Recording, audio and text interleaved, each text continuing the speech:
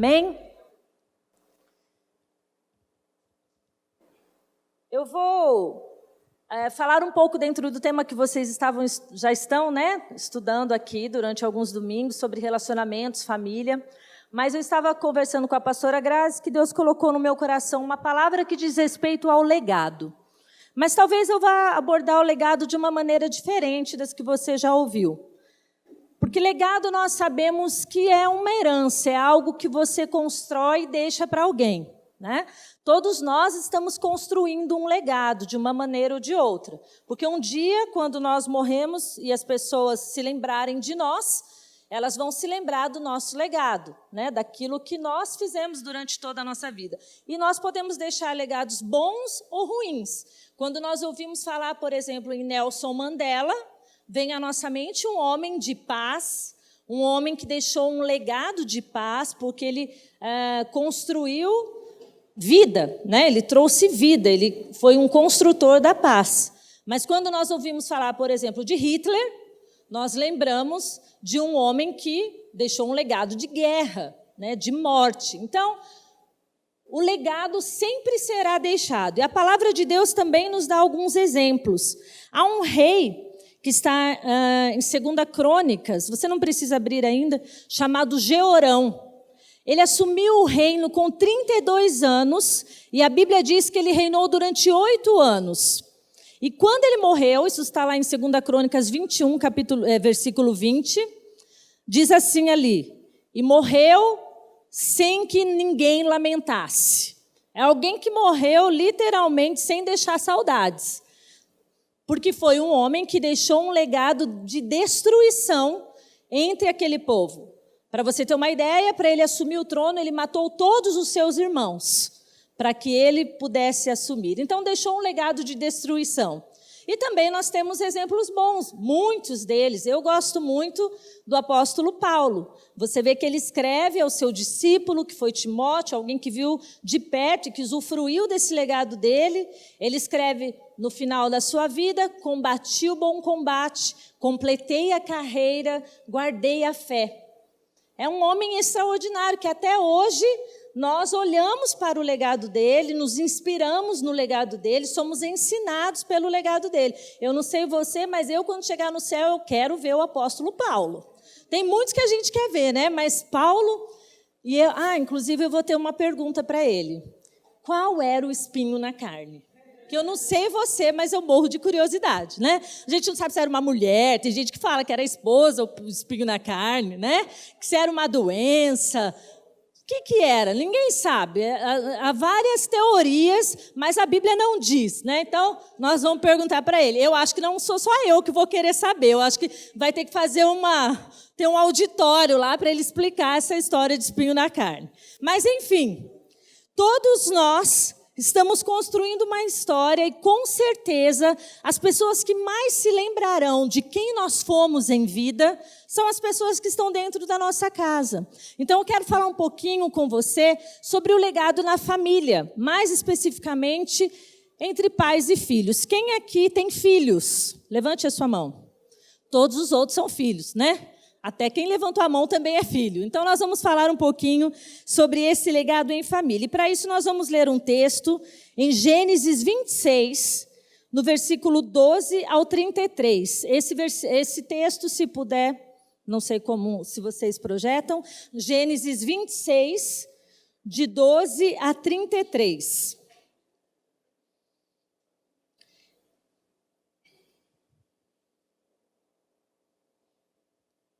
Eu vou ler para vocês aqui na Nova Versão Internacional, Mas você acompanhe na sua Bíblia. Isaque formou lavoura naquela terra e no mesmo ano colheu a 100 por 1, porque o Senhor o abençoou.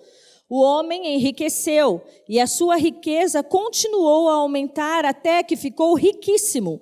Possuía tantos rebanhos e servos que os filisteus o invejavam. Estes taparam todos os poços que os servos de Abraão, pai de Isaque, tinham cavado na sua época, enchendo-os de terra. Então Abimeleque pediu a Isaque: sai de nossa terra, pois já és poderoso demais para nós. Então Isaque mudou-se de lá, acampou no vale de Gerar e ali se estabeleceu. Isaque reabriu os poços cavados no tempo de seu pai Abraão, os quais os filisteus fecharam depois que Abraão morreu, e deu-lhes os mesmos nomes que seu pai lhes tinha dado. Os servos de Isaque cavaram no vale e descobriram um veio d'água, mas os pastores de Gerar discutiram com os pastores de Isaque, dizendo: a água é nossa. Por isso Isaque deu ao poço o nome de Ezeque, porque discutiram por causa dele. Então os seus servos cavaram outro poço, mas eles também discutiram por causa dele, por isso o chamou Sitna. Isaque mudou-se dali, cavou outro poço e ninguém discutiu por causa dele. Deu-lhe o nome de Reobote, dizendo: agora o Senhor nos abriu espaço e prosperaremos na terra. Dali Isaque foi para Berseba. Naquela noite o Senhor lhe apareceu e disse: eu sou o Deus de seu pai Abraão. Não tema, porque estou com você. Eu o abençoarei e multiplicarei os seus descendentes por amor ao meu servo Abraão. Isaque construiu nesse lugar um altar e invocou o nome do Senhor. Ali armou acampamento e os seus servos cavaram outro poço. Por aquele tempo veio a ele Abimeleque de Gerar com Alzate, seu conselheiro pessoal, e Ficol, o comandante dos seus exércitos. Isaque lhes perguntou: por que me vieram ver uma vez que foram hostis e me mandaram embora? Eles responderam: vimos claramente que o Senhor está contigo. Por isso dissemos: façamos um juramento entre nós. Queremos firmar um acordo contigo. Tu não nos farás mal, assim como nada te fizemos, mas sempre te tratamos bem e te despedimos em paz. Agora sabemos que o Senhor te tem abençoado. Então Isaque ofereceu-lhes um banquete e eles comeram e beberam. Na manhã seguinte, os dois fizeram um juramento. Depois, Isaque os despediu e partiram em paz. Naquele mesmo dia, os servos de Isaque vieram falar-lhe sobre o poço que tinham cavado e disseram: achamos água. Isaque deu-lhe o nome de Seba, e por isso, até o dia de hoje, aquela cidade é conhecida como Berseba. Aqui nós encontramos uma parte do legado de Abraão para o seu filho Isaque. Entre tantas coisas que Abraão construiu e deixou para Isaque, ele deixou poços no meio do deserto. E nós podemos olhar para isso, trazer para a nossa vida com princípios, para a nossa família, com princípios espirituais, e tirar grandes lições do legado de Abraão para o seu filho Isaque. E por isso eu quero falar com você hoje sobre algo que nós vamos chamar de conselhos, tirados deste texto, conselhos para pais e filhos. Primeiro, os conselhos para os filhos. A primeira parte que nós podemos entender nessa história, nesse legado de Abraão, nessa história dele com Isaque, né, quando ele já havia morrido, e Isaque foi expulso da sua terra, teve que ir para o deserto, a desentulhar os poços do seu pai, abrir novos poços até que encontrasse água, é que nós precisamos valorizar a bênção geracional. O primeiro mandamento, o quinto mandamento, entre os mandamentos, o quinto mandamento é o único mandamento que nós vemos que tem uma promessa. Honra o teu pai e a tua mãe. Essa é a ordem, é o mandamento. E a promessa, para que te prolonguem os seus dias sobre a terra. Honrar é valorizar. Honrar é reconhecer naquela pessoa a autoridade que foi dada a ela. Honrar é se submeter, é obedecer. Submissão é uma palavra um pouco complicada na nossa era, né? Porque a nossa geração é uma geração que aprende que ninguém tem nada a ver com a sua vida. Então, ninguém precisa mandar em você. Você tem que ser feliz fazendo o que você quiser. Mas esse não é um princípio da palavra de Deus. Na palavra de Deus, a submissão, ela não é algo para te denegrir, para te escravizar. Ela é uma cerca de proteção. Então, quando nós falamos de submissão, seja no casamento, seja submissão a um líder, talvez um pastor, um líder na igreja, qualquer autoridade que foi colocada sobre a sua vida, esse mandamento da submissão existe para que nós sejamos protegidos, para que ali haja um limiar de bênção debaixo daquela submissão.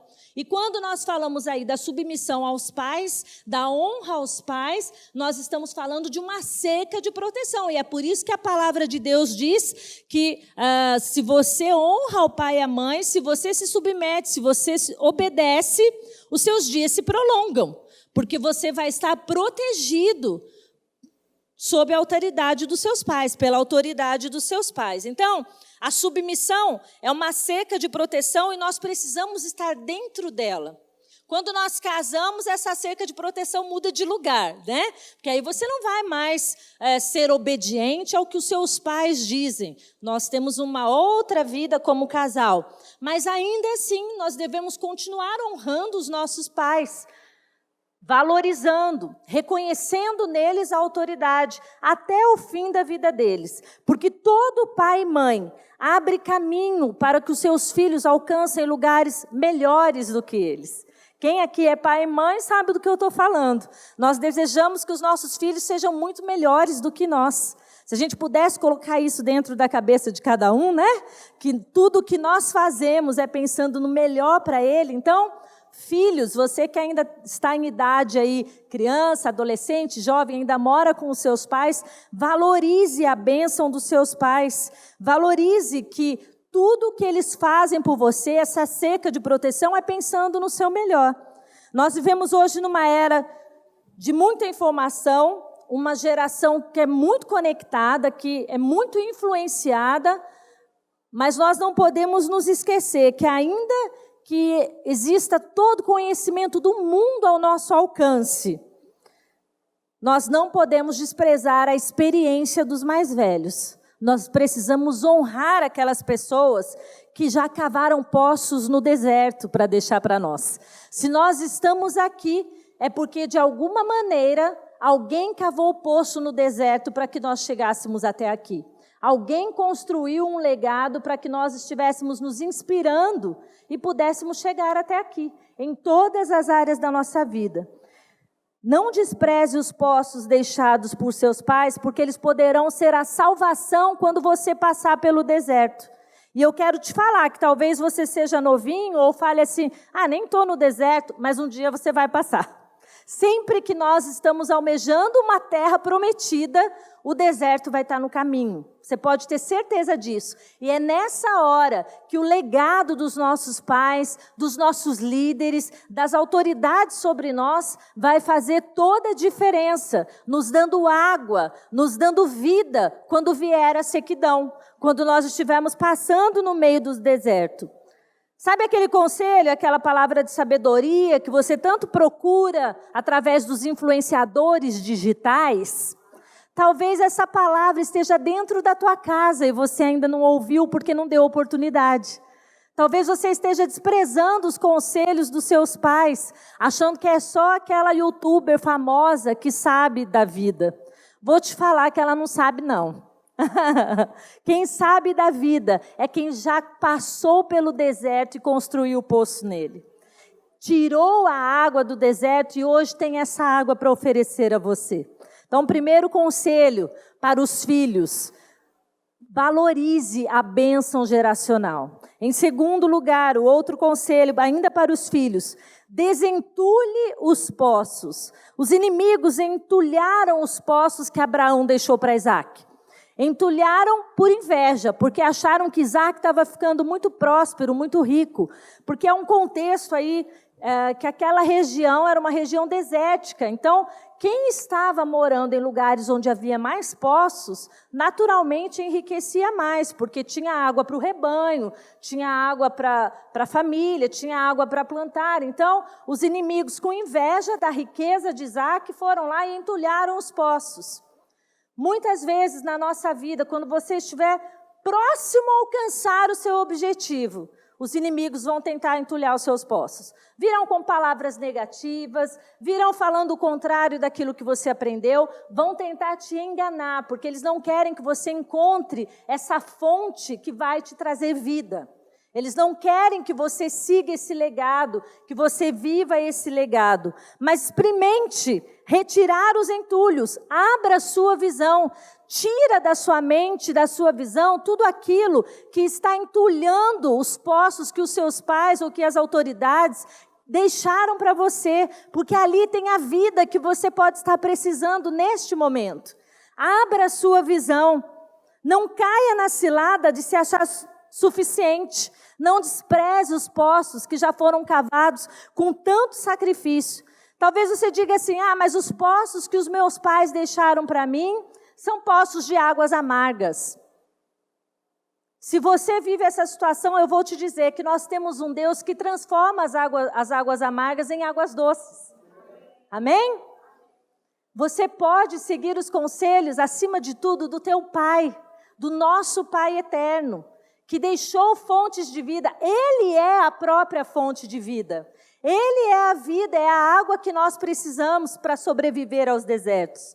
Acima de tudo, nós precisamos procurar ao Senhor e aos poços que Ele nos deixou incansavelmente. Se você acha que não existem poços na sua vida que te trazem sabedoria, que te trazem discernimento em meio ao deserto, procure a fonte que é o Senhor. Vá direto para a palavra. O Salmo 119, de 9 a 16, ali diz assim, se você está anotando, pode anotar. Como pode o jovem manter pura a sua conduta, vivendo de acordo com a tua palavra, que é a Bíblia? Eu te busco de todo o coração, não permitas que eu me desvie dos teus mandamentos. Guardei no coração a tua palavra para não pecar contra ti. Bendito seja, Senhor.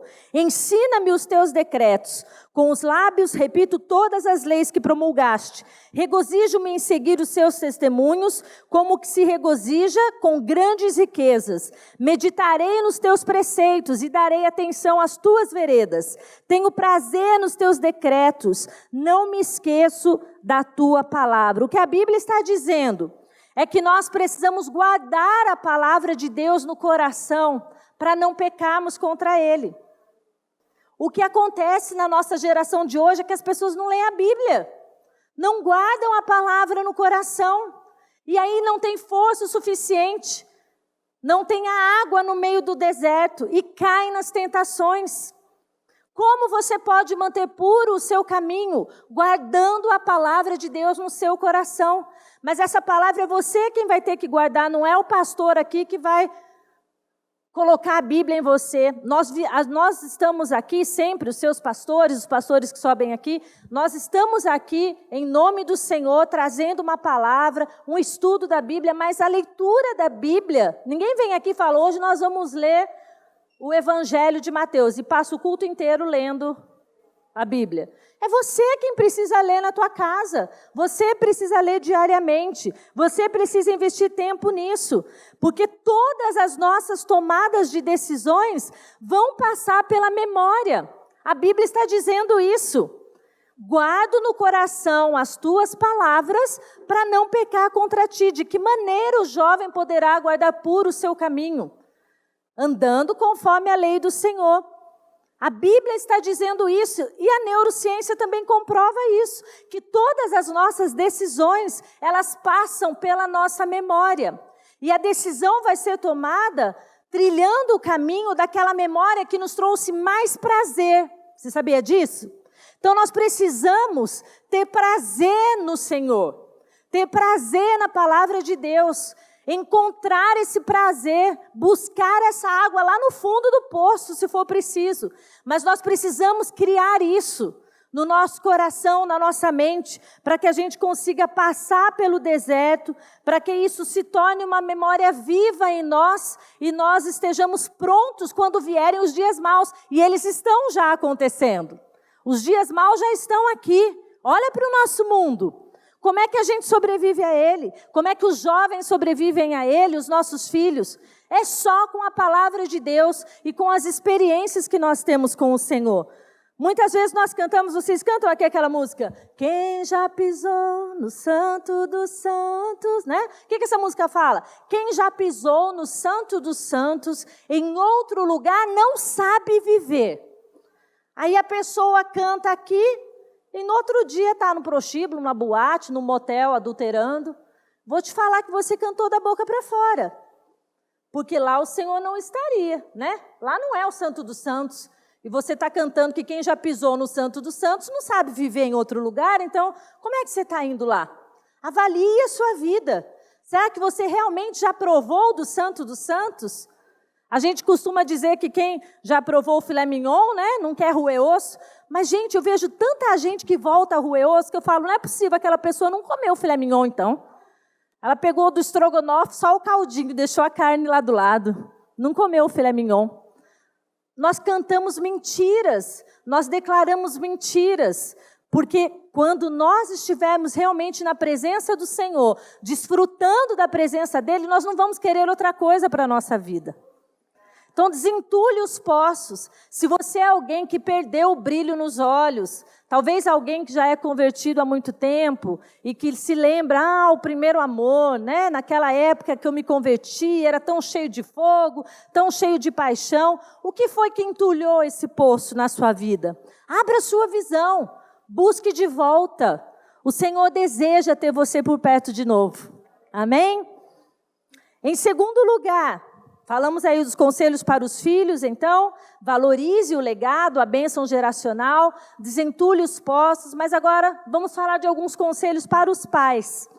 Em primeiro lugar, para os pais, cave os poços. Abraão cavou os poços e deixou os poços no deserto para o seu filho Isaque.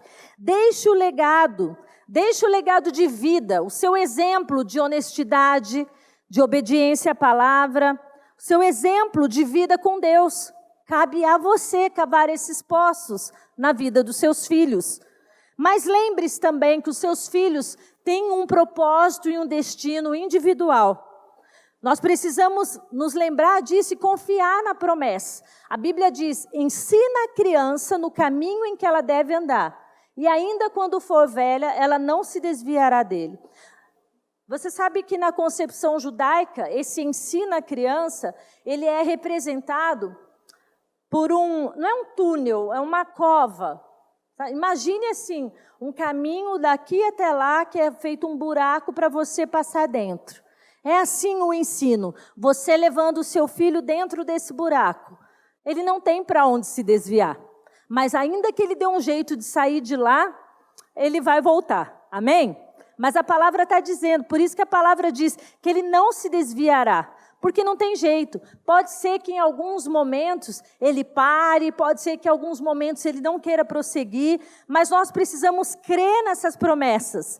Nós precisamos cavar os poços e deixar o legado, mas também nos lembrar que o inimigo vai tentar entulhar esses poços, e haverá momentos em que nós não estaremos mais perto deles. Aí vão entrar as escolhas. Pode ser que os nossos filhos ainda estejam com entulhos nos seus poços e por isso fazem as escolhas erradas. Mas o nosso papel é cavar os poços no caminho. Poderá haver momentos em que eles desprezarão esses poços, mas nós, preste atenção, você que é pai, você que é mãe, não se sinta culpado. O seu papel é cavar os poços.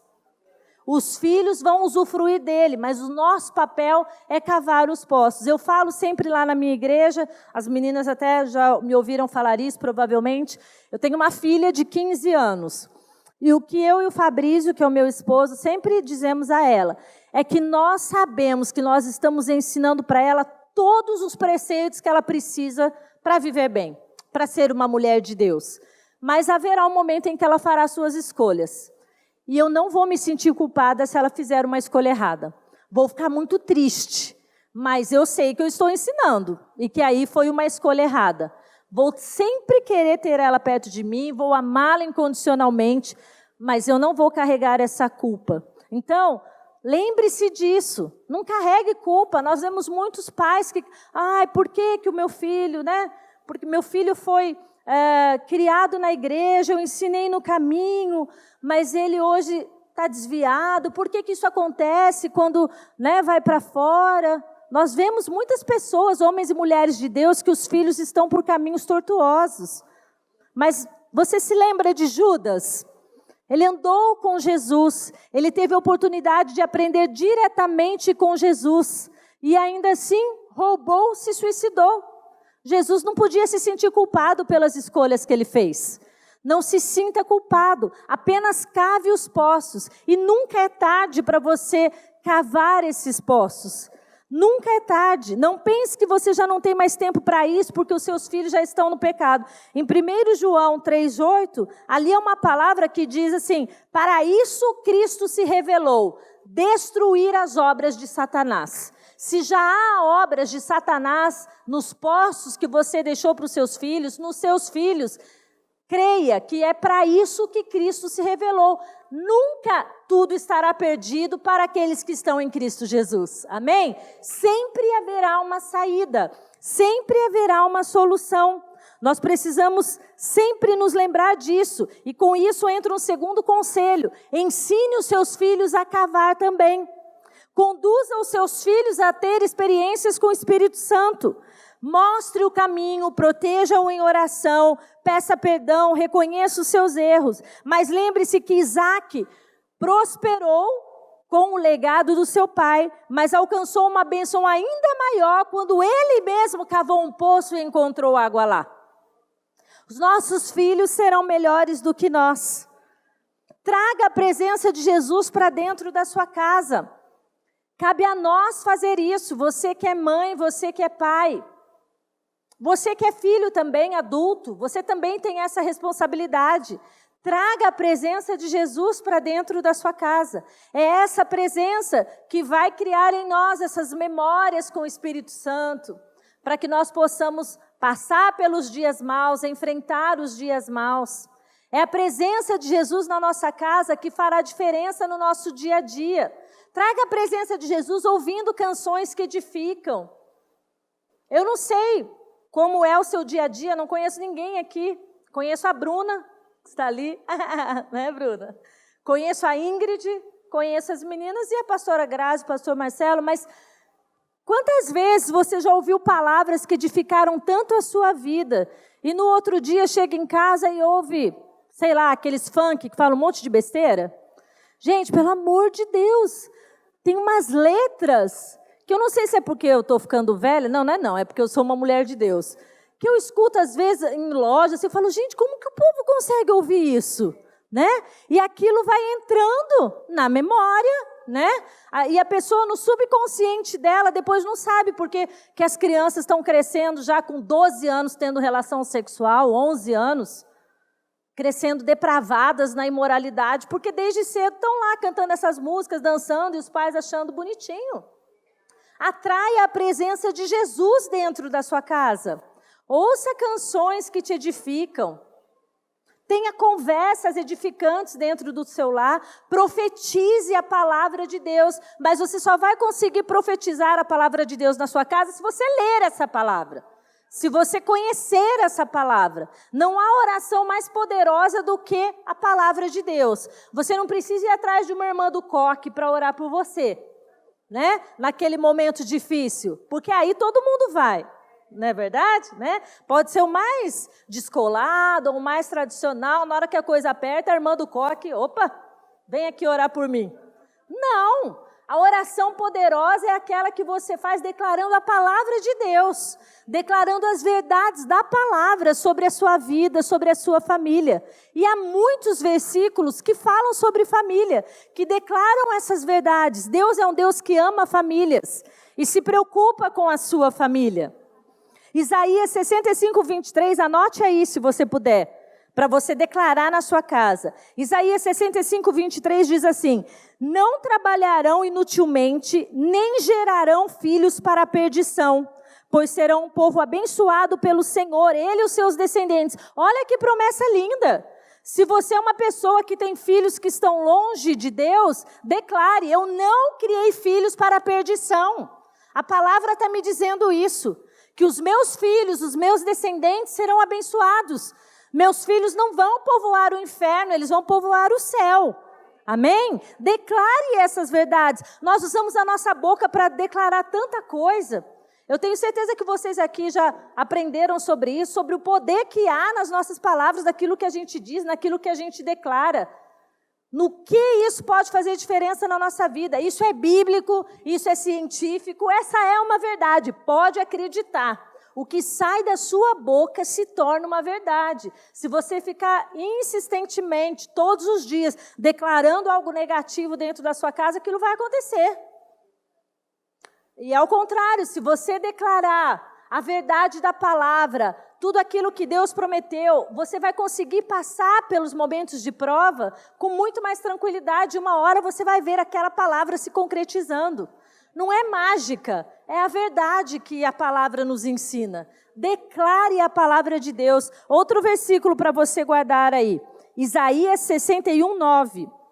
Seus descendentes serão conhecidos entre as nações e os seus filhos entre os povos.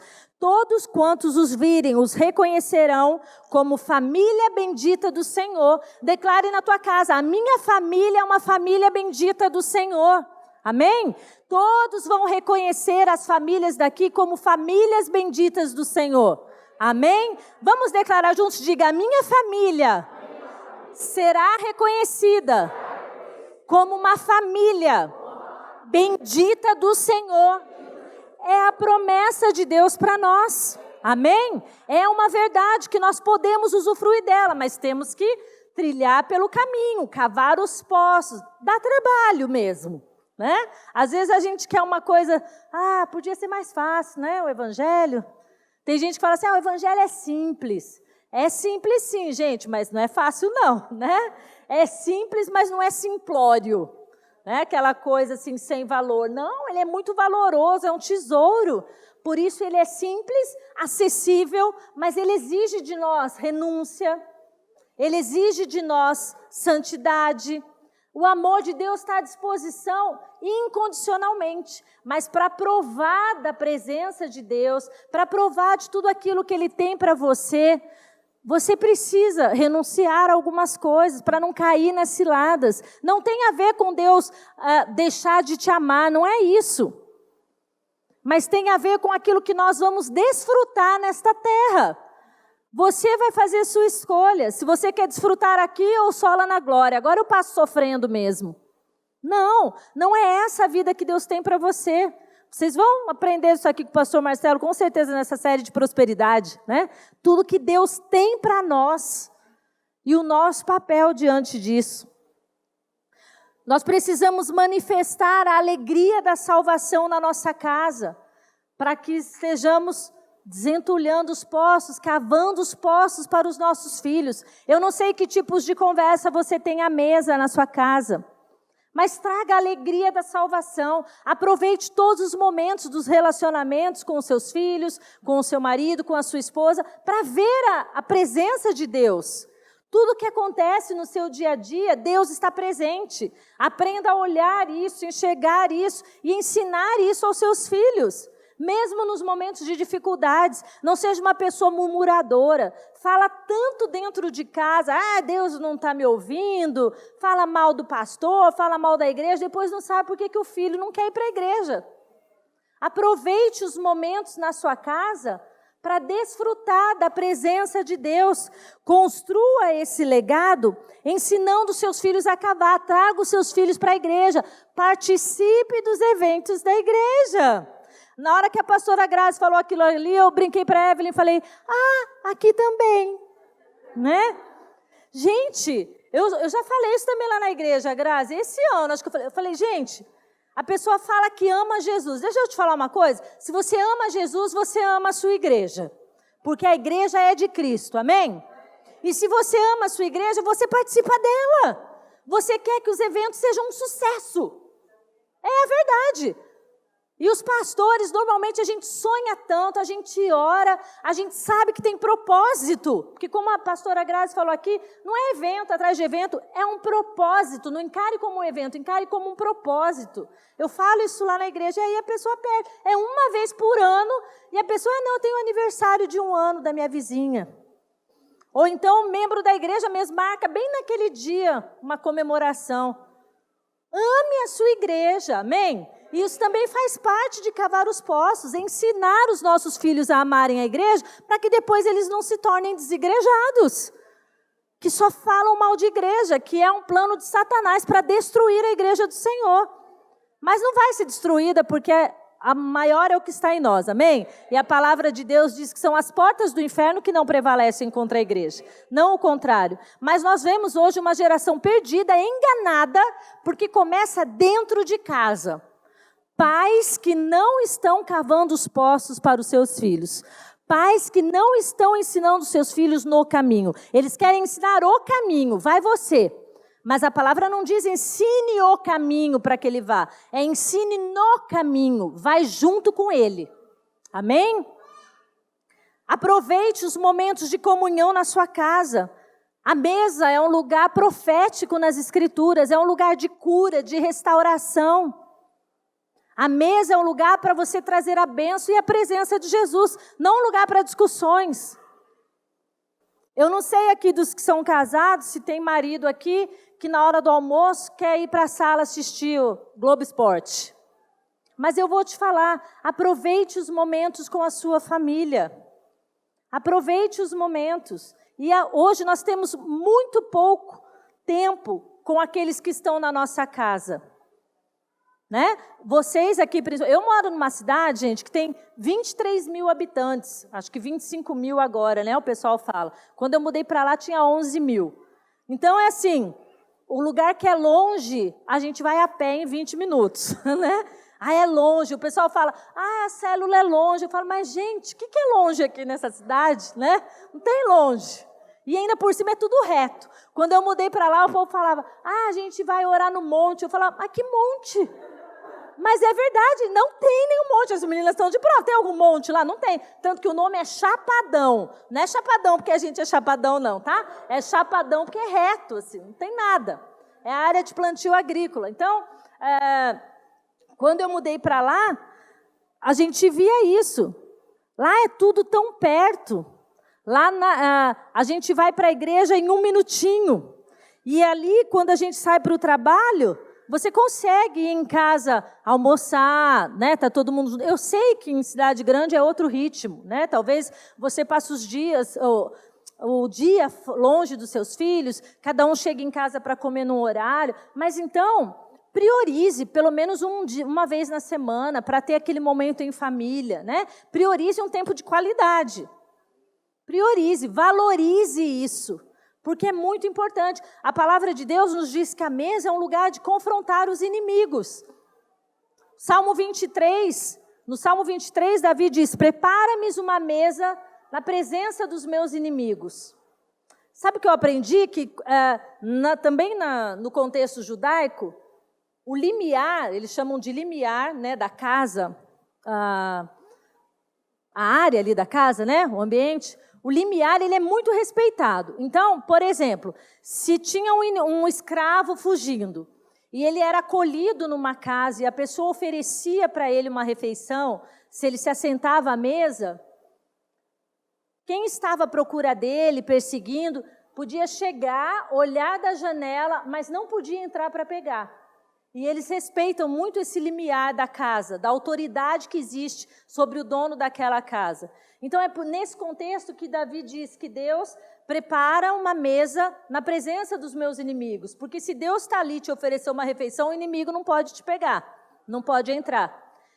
Nesse princípio, nós vemos que a nossa casa é um lugar onde nós estamos protegendo um ao outro. A mesa é um lugar onde nós vamos confrontar os inimigos. Nós temos, como eu disse, muito pouco tempo para conversas em casa, né? Ainda mais hoje em dia, o filho assiste Netflix lá no quarto, outro assiste lá na sala, né? Cada um assiste o que quer no computador e está mexendo em rede social. Não tem nem aquele tempo mais de sentar todo mundo assistir o Jornal Nacional. Quando eu era criança tinha isso. Que tinha que ficar quieto também, mas pelo menos estava ali todo mundo, né? Não tem mais. Então, a mesa é um dos poucos momentos que nós podemos desfrutar como família. Ali é quando você, que é mãe, pai, vai ter oportunidade de olhar nos olhinhos dos teus filhos e perguntar, tá tudo bem? O que aconteceu hoje lá na escola? Por que a gente vê hoje uma geração tão doente? Que se suicida, que se corta, e os pais falam, eu nem imaginava que ele estava enfrentando esses problemas. Porque não está próximo. Porque nós que somos pai e mãe, se nós estamos próximos, nós percebemos alguma coisa que está acontecendo, não é verdade? Nós percebemos se os filhos estão doentes, estão depressivos. Então, valorize esse tipo de momento. Um momento para olhar nos olhos e perguntar, está tudo bem? Afrontar, confrontar os inimigos dos seus filhos. Marido e esposa, né? Perguntar como é que foi lá no trabalho. Nós precisamos ter esse tipo de comunicação. à mesa. Isso faz parte de nós estarmos cavando poços dentro da nossa casa, construindo um legado, um ambiente de glória dentro da nossa casa. E acima de tudo, um último conselho para os pais: nós precisamos reconhecer que nós cavamos os poços, mas é Deus quem abençoa a água. É Deus quem dá a água, é Deus quem deixa essa água saudável. Não se estribe no seu próprio entendimento, é o que diz a palavra de Deus. A Bíblia tem toda a sabedoria que você precisa. A Bíblia tem todas as respostas. Talvez você fale, não, eu queria saber ali, é para eu namorar esse moço? Olhei ali e não achei. Mas vão ter princípios ali. Procura que você vai achar. Né? Alguma coisa você vai achar de princípio. Claro, a Bíblia não é um livro de receitas, é um livro de princípios. Mas a palavra nos diz que nós não devemos andar no nosso próprio entendimento e nem naquilo que o nosso coração diz, porque você já ouviu aquela história? Faz o que teu coração mandar. Já ouviu isso? Já fez isso? A Bíblia diz assim, o coração é enganoso. Né? Então, muitas vezes você quebra a cabeça porque você fez o que seu coração mandou. Faça o que a palavra de Deus manda, o que Deus manda, e você vai ver que você vai estar construindo poços, trazendo água saudável para a sua vida, para a sua família. O nosso maior legado sempre será aquele que nós construímos na presença de Deus. O seu legado não é o seu dinheiro. O seu legado é o que você plantou no coração dos seus filhos. O Senhor honra aqueles que o buscam. O Senhor vai honrar o nosso legado se nós o honrarmos na construção desse legado. Eu ouvi uma vez uma história, só para a gente encerrar. Talvez muitos daqui já tenham ouvido, principalmente as mulheres. Eu lembrei dessa história agora. Uma mulher que ela conta que um dia ela estava pensando que ela não era ninguém. E aí ela começou a olhar para a sua vida e pensar, puxa, eu não sou ninguém. E ela chegou numa festa, estava lá conversando com o marido, de repente, quando viu o marido tinha virado conversar com uma amiga, e ela estava falando sozinha. E ela falou, puxa, eu não sou ninguém. Aí ela foi levar o filhinho dela de 5 anos na escola, chegou na porta da escola, a professora falou assim, Joãozinho, quem quer sair? Né, para puxar um assunto. Ele falou assim, ninguém. Ela falou, ixi, não sou ninguém mesmo. Aí ela conta que um dia ela estava indo numa festa, que uma amiga chegou da Europa, então estavam fazendo uma recepção, e quando ela chegou lá, ela ficou arrasada. As mulheres, um monte bonita, arrumada, maquiada, e ela só tinha ficado cuidando da casa, dos filhos, passou um batom correndo lá no carro, e ficou se sentindo arrasada. Mas aí nos presentes que essa amiga trouxe, a amiga trouxe para ela um livro que contava a história das grandes catedrais da Europa. Não sei se você já teve a oportunidade de ir para a Europa, mas a gente conhece as catedrais de filmes, né? De imagens, quando a gente fala em catedral da Europa, aquelas catedrais gigantescas, né? Monumentais, que são verdadeiras obras de arte. E nesse livro estava lembrando as pessoas que essas catedrais elas levavam de 400 a 600 anos para serem construídas. Então, na verdade, muitas lá, ninguém sabe quem construiu, porque várias pessoas construíram, né? Foi passando de um para o outro. E tem uma história de um homem que um dia ele estava fazendo um passarinho que ia ser colocado no alto de uma torre de uma das catedrais, e aí uma pessoa até falou assim para ele, para que você está caprichando tanto? Ninguém vai ver, né? Vai estar lá em cima, não dá para enxergar. E ele falou, mas Deus vê. Eles faziam as catedrais com essa concepção de que aquela construção não era para as pessoas, é para Deus. E aí essa mulher foi ministrada pelo Espírito Santo, de que a vida dela era uma construção de catedrais, que pode ser que ninguém valorize, mas o legado vai ficar. Porque o filho talvez não chegue e fala todo dia, mãe, nossa, muito obrigada porque você lavou minha roupa, passou minha roupa, fez comida, arrumou minha cama, guardou meu sapato. Não, nem vai reconhecer tudo isso. Mas ele sabe o legado que ela está deixando. E só o fato dele querer voltar para casa todos os dias é uma bênção. É um sinal de que ela está deixando um legado. Então essa mulher foi ministrada de que tudo aquilo que nós fazemos é para o Senhor. E esse é o nosso maior legado. Aquilo que nós fazemos aos outros, mas honrando ao Senhor, deixando para Ele, construindo para Ele. Amém?